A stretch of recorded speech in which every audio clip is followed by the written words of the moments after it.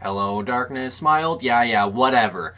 Sens lose 6-3, yeah, whatever. Let's just get right into this. Patience. You talked about patience. I talked about patience. Everybody wants you to be patient all the time. Patience. Be patient. I am being patient. I've been patient. I can't be patient anymore. I told you my tune was changing. Oh boy, it's a changing. 3-1 lead. You led 3-1 in this hockey game. You gave up 5 unanswered goals. 5! Who is playing defense? Come on, you guys. This is unacceptable. Mile High. You want to blame it on Mile High? I don't care if you're Mile High. The Ontario government doesn't care if you're Mile High. The Denver government doesn't care if you're Mile High. No one cares that you're Mile High. That's not an excuse. You ran out of gas because you quit playing. You did it. Again, you came unraveled. Absolutely unraveled. I might be unraveled right now, but this is nothing compared to unraveled you were last night. Oh, 3-1 lead. Oh, penalty after penalty after power play goal after power play goal. Just quit it. This was an important game. We talk all the time. Oh, Ottawa doesn't have a first round pick. Ottawa doesn't have a first round pick. Well, guess what? You had a chance to change that. You could have changed that in this hockey game. You could have showed them Colorado needs that pick more than we do. But guess what? You blew it in the end. And no, we need that pick. Not them, us. We need that pick. I may seem a little crazy. I may seem a little wild, but you know what? Sens are lucky. This is lucky. I was nuts last night. I was irate. My blood, it was boiling. Oh, I slept on it overnight. I've cooled down. I've calmed down. I calmed down a little last night. I'm going to try to do a little more of that right now.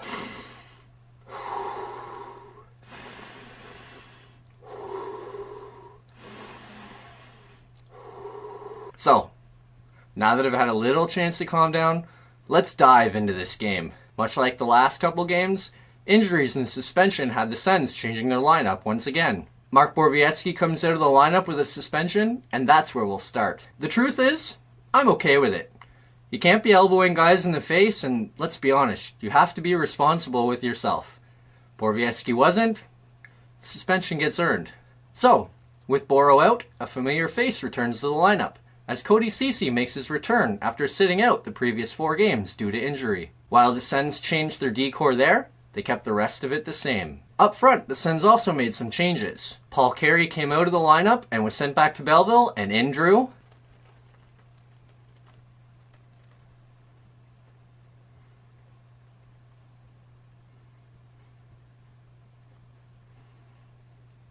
Who are you? I'm Mad Max. No, I'm Mad Max! I'm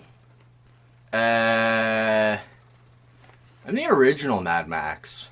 Well, I'm the new repackaged version! Yeah. This is a little awkward. Movie characters aren't supposed to return to their original role, especially with a newer, more established version already in place. Moving forward, I need to address this. The new Mad Max, he stays. And the old one, he shall now be called Kenny. So, Carey is back in Belleville and is out. Kenny is ready to come in. He's in. The rest of the Sens forward lines, they stay the same. While Kenny McCormick's South Park hockey team were busy being throttled by the Detroit Red Wings, the Ottawa Senators didn't seem to be suffering the same fate early on. Just 3 minutes in? Well, slap me silly and call me stupid. Ryan Dzingel shows he has better hands than I've ever given him credit for, and outweights Philip Grubauer in front before potting home his 3rd of the year to give the Sens a 1-0 lead. It was a nice play by Dzingel, and a nice play by Chabot to get the puck to Dzingel, but let's be honest, that goal shouldn't have happened. No one on the Avalanche seemed interested in playing defense, which was why Dzingel was left wide open in front, and Grubauer seemed to quit trying on the play, which allowed Dzingel to have the space to put it home. No matter, we'll take it. Sens get the early lead. Right around the midway mark of the first, the game goes to a media timeout. During that timeout, the Avalanche take some time to honor former player Matt Duchene. The fans, understandably, aren't sure how to react, and he gets a smattering of cheers and a smattering of boos. He accepts it, stands up, and gives the fans a hand, and, with a tear in his eye, hops on the ice for the ensuing face-off. Colin White wins the face-off and sends it back to Cody Ceci. He throws a shot through a crowd and it gets towards the goal. Gets tipped in front and guess who? Matt Duchene! You wanna boo me? Take a little tip job! Duchene tips the puck behind his back and around Grubauer, and the Sens lead 2-0. The Sens hold that lead for almost a full 20 minutes before the Avalanche finally get on the board. Barry's point shot misses the net and bounces onto the stick of Landeskog. He throws it in front to a wide open Samuel Girard, and he taps it in the empty net. Ottawa's lead is cut to 2-1. Just brutal. 4 guys standing in front of the net, and none of them decide that they should cover Girard. And, of course, now the Avs top line is also on the board thanks to Landeskog's assist. No. Yes! Matt Duchene again! Colin White and Matt Duchene move in on a 2-on-1. White feeds Duchene and he snaps it top glove. Big time goal at a big time moment. Welcome home, Matt Duchene. Duchene's goal comes 12 seconds after Girard makes it 2-1, and the Sens have their 2-goal lead back. But it only lasted 4 minutes. After Bobby Ryan is sent off on a terrible tripping penalty, the Avs top line goes to work. Barry to Rantanen to Barry to McKinnon to Rantanen into the back of the net, and the Sens lead is cut to 3-2. That line again. It was a power play goal, so I'll forgive you a little, but that line again. That goal cuts the Sens lead to 1, heading to period 3. 1 minute into the third, Sens shorthanded again. Andrew Gatto streaks down the wing. His shot is stopped by Anderson. Soderberg picks up the rebound and banks it off Anderson's pad and in. 3-3. Murphy's Law. It can and it will. All of a sudden, the Sens' 3-1 lead is gone. Get back on the wagon, boys! It's time to work! About 5 minutes later, huge chance for the Sens. Oh, they can't bang it home. The puck turns back the other way and... Are you Duchene and Bodker had a chance with Grubauer out. Neither one of them can find the puck. The puck lands on the stick of Rantanen, and him and Landeskog go in on a 2-on-2. The 4 players bunch up. Rantanen slides the puck through the legs of Garrosh and onto the stick of Landeskog. He fires a quick shot through the legs of Craig Anderson, and just like that, the Avalanche are in front 4-3. Merry Christmas!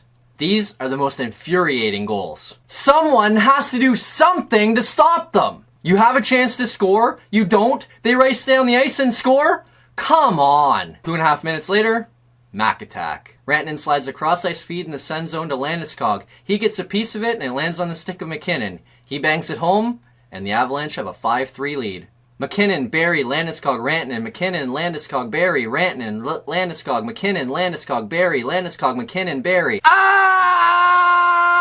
Then, for good measure, with 4.5 minutes to play, McKinnon flies in down the left wing, slides a backhand feed cross-ice to Nieto. He taps it in the empty net, and Colorado's lead is now 6-3. Watch the highlights. After the goal goes in, the Avalanche color guy goes, "What can't this line do? What can't they do? Against the Ottawa Senators? Nothing! This team lets everyone run roughshod over them this season. You want to know why goal scoring is up? Because teams roll into games against the Ottawa Senators, and everyone on their top line leaves with 3 points! McKinnon had a goal and 2 assists. Landeskog had a goal and 2 assists. Rantanen had a goal and 3 assists. The Avalanche top line, 3 goals, 7 assists, 10 points. Yep, you heard that right. The Avalanche top line had 10 points. Let's add Tyson Barrie to that group too. Barrie added 3 assists from the blue line, and 4 Avalanche players finished with 13 points.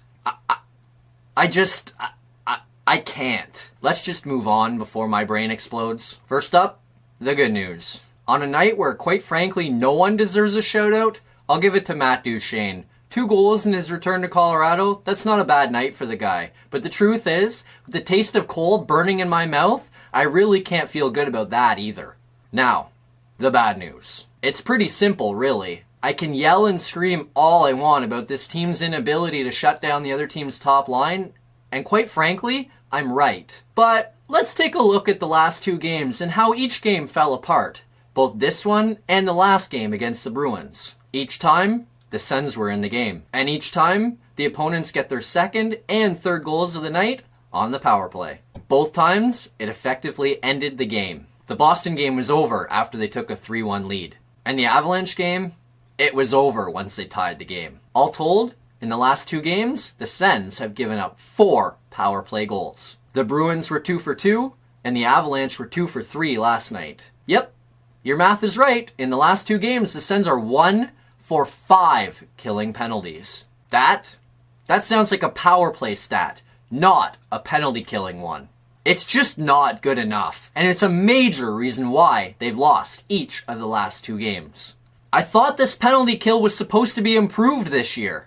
Apparently not. Next up, the Vegas Golden Knights on Sunday. These 2 teams played twice last year, with each game finishing 5-4. The goal judge better have his clicker finger ready. He's gonna need it. The Knights come into the contest struggling a little bit so far this season, having gone 5-4-1 in their first 10 games. Early in the season, both William Karlsson and Jonathan Marchessault have struggled a little bit offensively.